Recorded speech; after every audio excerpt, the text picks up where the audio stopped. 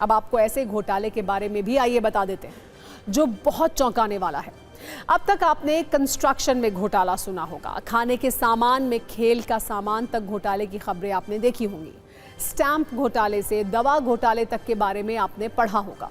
लेकिन आज हम आपको माउंट एवरेस्ट वाले घोटाले के बारे में बताएंगे जो नेपाल में हुआ है, जो देश विदेश से ट्रैकिंग के लिए जाने वाले टूरिस्ट और बीमा कंपनियों के साथ किया जा रहा था। किसी को इसकी खबर तक नहीं थी, लेकिन इस घोटाले के एक्सपोज होने के बाद सब चौंक गए हैं। अब आपको पूरी खबर भी आइए बता ही देते हैं। नेपाल में माउंट एवरेस्ट घोटाले की खबर है, जिसमें पहले पर्यटकों को मिलावटी खाना खिलाकर बीमार किया जाता था। तबीयत खराब होने पर हेलीकॉप्टर से उनका रेस्क्यू किया जाता था। उन्हें शहर ले जाकर अस्पताल में भर्ती करके इलाज का फर्जी बिल बनाया जाता था और इसके बाद विदेश में बीमा कंपनियों से मोटी रकम वसूली जाती थी। काठमांडू पोस्ट की रिपोर्ट के अनुसार ऐसे करीब 188 करोड़ की धोखाधड़ी की जा चुकी थी।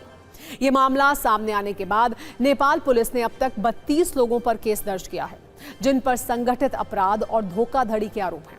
हम आपको वो 4 किरदार भी दिखाते हैं जो माउंट एवरेस्ट पर लूट का हेलीकॉप्टर नेटवर्क चला रहे थे। पुलिस के अनुसार इस घोटाले में पर्यटकों के साथ मौजूद रहने वाले शेरपा, ट्रैकिंग कंपनी के मालिक, हेलीकॉप्टर ऑपरेटर और साथ में अस्पताल से जुड़े लोग भी शामिल थे, जो आपस में इस घोटाले का पैसा बांट लेते थे।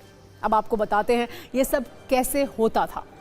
असल में नेपाल के पहाड़ी इलाकों में हेलीकॉप्टर से रेस्क्यू कई बार जान बचाने का जरूरी तरीका होता है। वहां ऑक्सीजन कम होती है, मौसम अचानक खराब हो सकता है, इसीलिए बीमार या फंसे ट्रैकर को जल्दी काठमांडू पहुंचाना जरूरी बन जाता है। लेकिन इसी सिस्टम का गलत फायदा उठाया जा रहा था। सबसे मुख्य किरदार थे शेरपा और ट्रैकिंग एजेंसियां, जो पहाड़ पर सारा खेल करती थी। पहले ट्रैकिंग पर गए पर्यटकों के खाने में बेकिंग सोडा मिलाया जाता था। मिलावटी खाना खाने से पर्यटकों को तेज पेट दर्द, उल्टी और दूसरी दिक्कतें होती थी। पर्यटकों में हाई ऑल्टीट्यूड की बीमारी जैसे लक्षण लगते थे। कुछ मामलों में लोगों को खास दवा खिलाकर बीमार किया जाता था, जिससे लगे कि हालत गंभीर है। जब टूरिस्ट की तबीयत बिगड़ने लगती थी तो पर्यटकों पर हेलीकॉप्टर से रेस्क्यू का दबाव बनाया जाता था। रेस्क्यू के बाद उन्हें उन अस्पतालों में भर्ती किया जाता था जहां पहले से सेटिंग थी। फिर फर्जी मेडिकल रिपोर्ट और फ्लाइट के दस्तावेज बनाकर इंटरनेशनल बीमा कंपनियों से पैसे वसूले जाते थे। अब आपको माउंट एवरेस्ट पर लूट के हेलीकॉप्टर नेटवर्क की एक और चौंकाने वाली बात भी बता देते हैं। अगर कोई व्यक्ति ऊंचाई पर बीमार हो जाए या घायल हो जाए तो हेलीकॉप्टर उसे जल्दी अस्पताल तक पहुंचा सकता है। पहाड़ों में यही सबसे बड़ा सहारा होता है। रिपोर्ट के मुताबिक रेस्क्यू के दौरान एक ही हेलीकॉप्टर में कई लोगों को बैठाया जाता है, लेकिन बीमा कंपनियों को बताया जाता था कि एक बार में एक पर्यटक हेलीकॉप्टर से लाया गया।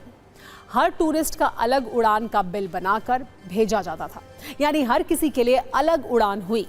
इसके लिए फर्जी फ्लाइट रिकॉर्ड बनाए जाते थे। अस्पताल में भी नकली कागज तैयार होते थे। सीनियर डॉक्टर के डिजिटल सिग्नेचर का इस्तेमाल करके रिपोर्ट बनाई जाती थी, क्योंकि विदेश में बैठी बीमा कंपनियों के लिए जांच करना बहुत मुश्किल होता है कि दूर पहाड़ों में असल में हुआ क्या है। आपको बता दें कि नेपाल के पहाड़ी इलाकों में हेलीकॉप्टर रेस्क्यू बहुत महंगा होता है और इसमें 4 से 6 लाख भारतीय रुपए तक लग सकते हैं।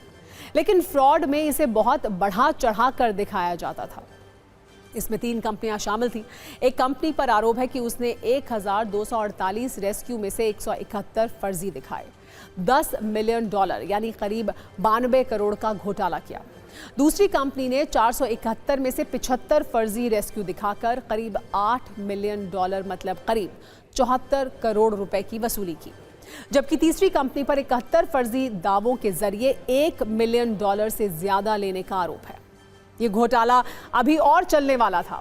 इंटरनेशनल बीमा कंपनियों से लूट की और बड़ी तैयारी थी, लेकिन अब इस नेटवर्क को जांच एजेंसियों ने ध्वस्त कर दिया है।